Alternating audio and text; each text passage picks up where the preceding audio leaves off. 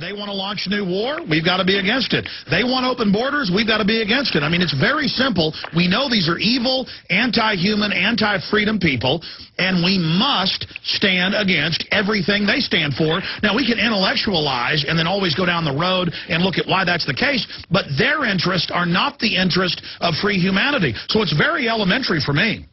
That's a very, very good point.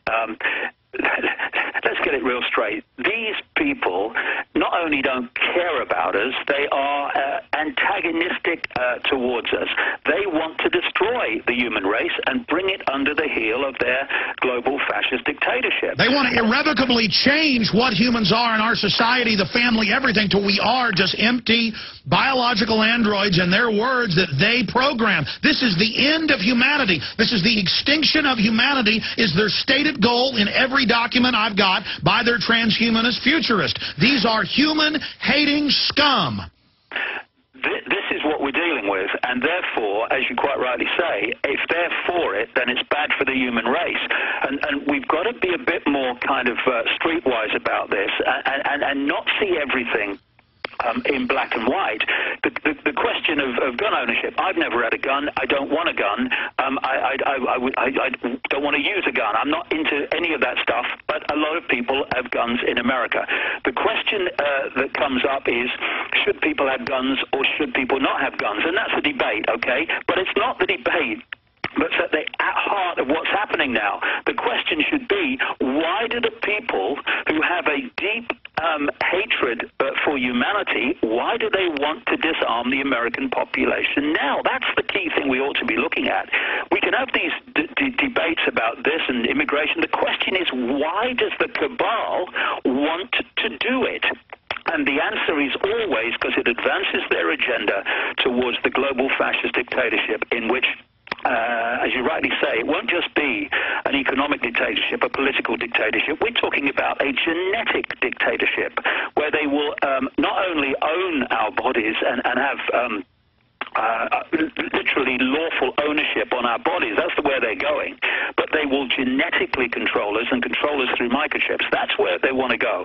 And if we're going to get pulled away into diversions of debates about this and debates about that, there's one debate at the moment until we've sorted this.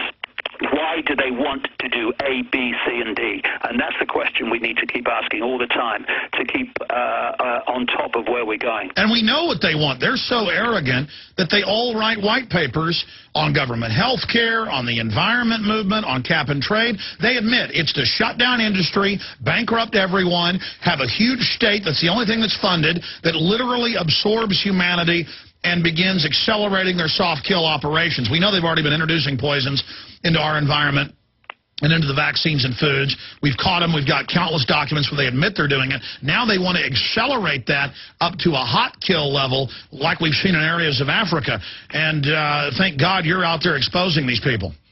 Well, you know, there are people that know there's a conspiracy. There's people that know that there is a ridiculously few people who are pulling the strings of the world. But we've still got a long way to go with a lot of people to fully understand the scale of what we're dealing with. The rabbit hole goes so deep, it's staggering. And we're not even dealing with just human entities. We're dealing with non-human entities. We're dealing with entities that operate outside the field of vision of what we call visible light, which our eyes can see and appears to be this world. There are other worlds. Well, David, I'll say this. Penetrate this one, and it's involving those two. So this is really, really deep stuff that we're dealing with here. Not just what appears to be men in dark suits sitting around a table deciding their next move. Much bigger than that.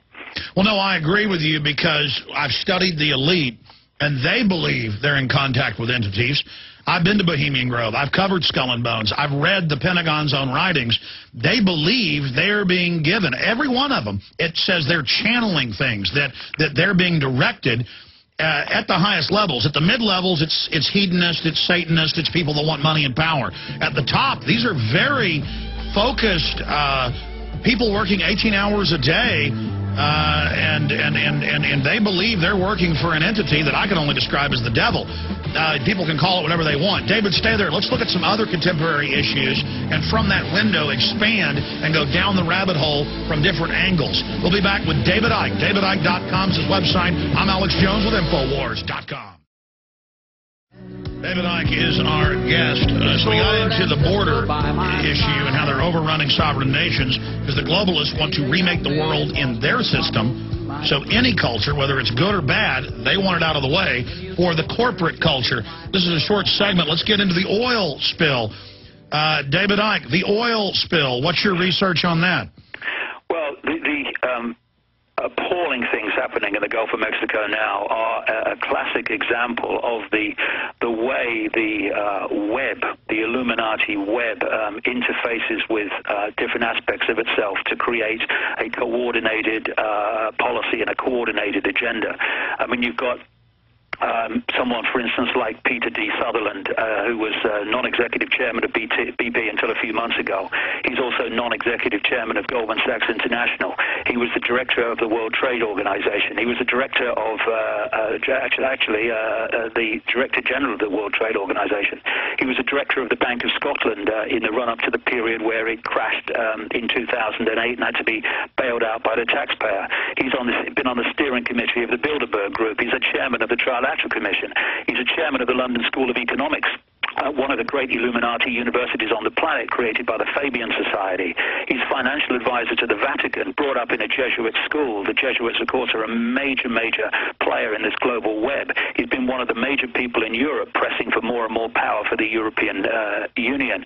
And while he was non-executive chairman of BP, you had a guy called Lord Brown, who got out before the stuff hit the fan over the Gulf of Mexico. He was so appalling as chief executive of BP that Tony Blair described him as his favorite businessman, so you can see how bad he was. And it was Lord Brown who instigated the policy at BP of cutting safety and cutting all... yeah, they've got more violations in Houston alone. I saw the number. It's like over 100 times what other oil companies have combined. And they're the top fake environmentalist company that, with Enron, created the carbon tax scam with Al Gore. Exactly. And this is how it all interfaces. This is how the web works. You see BP, but it's not just BP. BP's connected to Goldman Sachs. Goldman Sachs is connected to Halliburton, and so it goes on. And don't forget Queenie. She owns a big part of it. Yeah, Lord Brown was chief executive of BP when you had that massive explosion at the refinery in Texas City, which people, of course, were killed, and another environmental disaster in so many ways. And he instigated this BP policy, not because they were struggling for money. We must cut costs. No, because he wanted to expand the profits of BP, and one way he could do it was to cut costs. So he cut costs on safety, on checks, and all the rest of it. And that was the sequence of events that eventually led to what happened in the Gulf of Mexico. And then when you look at Goldman Sachs again, as I mentioned with Peter D. Sutherland, selling 44% of its shares in BP in the run-up to what happened in the Gulf. Tony Hayward, the chief executive of BP that followed Lord Brown, sold a lot of his shares in the run-up. Yeah, over a third. Obama dumped his Vanguard stocks in it. They all dumped. It's got so many red flags all over it that it would, A, prior knowledge, and B, that the thing was a disaster, not waiting to happen. The disaster was made to happen. And then you look at what happened after that, and so many mysteries kind of fade away when you know the story and what the goal is.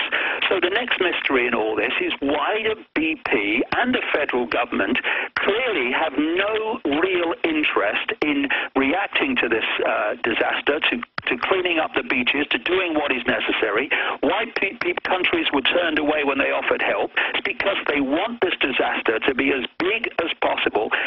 Yes, to offer solutions like the carbon tax and all the rest of it. Now their climate change scam has been falling apart. But also there is a war by this cabal against the United States. They want to destroy the United States militarily, destroy it Economically, they want to destroy everything it stands for, because that has to be brought under the heel of the global cabal if the world government is to have total power. No more superpowers, otherwise you don't have total power. Now, you've got the 10 regions, as the UN says, with the 10 global directors. This has been on record since the 60s, which they're now moving towards, and that's what's so amazing. They use the U.S. as their henchman, as their funding mechanism, while the U.S. gets all the blame for the global imperial takeover. And now, as they get ready to destroy us, they're moving towards devaluing the dollar. The IMF, World Bank are criticizing our monetary systems. The UN is posing as the savior with the global cashless currency. So they use us for their dirty work and then flush us down the toilet when they're done.